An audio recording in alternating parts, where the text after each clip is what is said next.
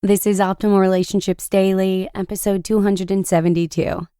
Understanding Family Relationship Problems, Part 2, by Steve Pavlina of stevepavlina.com. Welcome back for the second part of Steve Pavlina's post, all about understanding family relationship problems. Speaking of, you'll probably want to listen to yesterday's episode first to hear part 1 if you haven't already.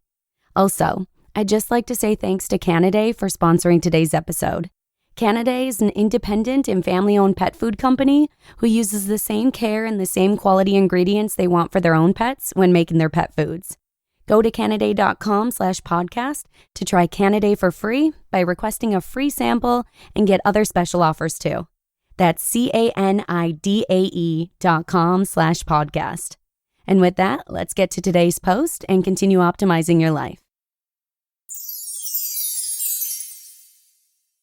Understanding Family Relationship Problems, Part 2, by Steve Pavlina of stevepavlina.com. If you're fortunate enough to have a close family that is genuinely supportive of the person you're becoming, that's wonderful. And in that situation, you'll likely find the closeness of your family to be a tremendous source of strength. Then, your loyalty to family closeness will likely be very empowering. On the other hand, if you find yourself with family relationships that are incompatible with your becoming your highest and best self, then excessive loyalty to your family is likely to be extremely disempowering. You'll only be holding yourself back from growing, from achieving your own happiness and fulfillment, and from potentially doing a lot of good for others. If I retained a very close relationship with my birth family, it would be like putting a lampshade over my spirit. I wouldn't be the person I am today. My way of dealing with my family situation was to broaden my definition of family. On one level, I feel an unconditional connection with all human beings, but on another level, I see people with whom I share a deep compatibility as my true family. For example, my wife and I both have a strong commitment to doing good for the planet as best we can, which is one reason we each find each other attractive. And that's partly why she's my best friend as well as my wife. When I see people who are living very, very consciously and deliberately, and who've dedicated their lives to the pursuit of a worthy cause, I have a strong sense that on some level, those people are members of my family. And this connection feels more real to me than the blood relationships I was born into. Loyalty is a worthy value, but what does it mean to be loyal to one's family? Since loyalty is very important to me, I had to refine my view of this concept to place loyalty to my highest and best self above loyalty to the people I was born with. That was a difficult mental shift to make, but in the long run, it has given me a sense of peace. I realize now that family is a concept which is capable of extending far beyond blood. What I'm suggesting is that in order to solve family relationship problems, which exist at one level of awareness, you may need to pop your consciousness up a level and take a deeper look at your values, beliefs, and your definition of terms like loyalty and family. Once you resolve those issues at the higher level, the low-level relationship problems will tend to take care of themselves. Either you'll transcend the problems and find a new way to continue your relationship without conflict, or you'll accept that you've outgrown the relationship in its current form and give yourself permission to move on to a new definition of family. You see, when you say goodbye to a problematic relationship issue, you're really saying goodbye to an old part of yourself that you've outgrown. As I became less compatible with my birth family, I also gradually dropped parts of myself that no longer served me. I drifted away from rigid religious dogma, from fear of risk-taking, from eating animals, from negativity, and from being unable to say I love you. As I let all of those things pass from my consciousness, my external world relationships changed to reflect my new internal relationships. As within, so without. If you hold on to conflict-ridden relationships in your life, the real cause is your inner attachment to conflict-ridden thoughts. When you alter the mental relationships within your own mind, your physical world will change to reflect it.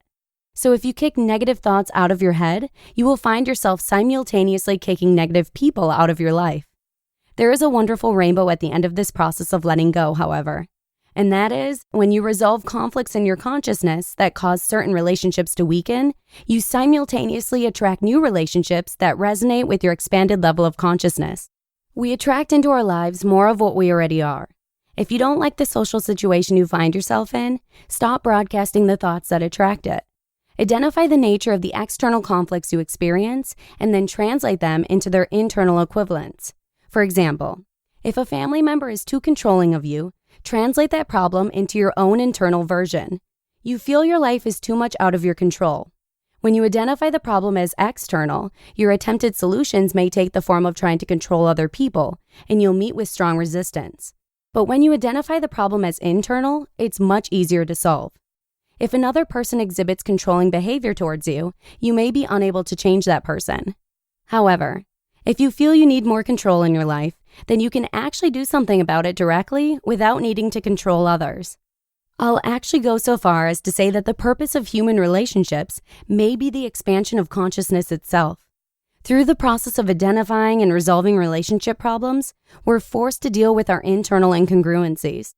And as we become more conscious on the inside, our relationships expand towards greater consciousness on the outside.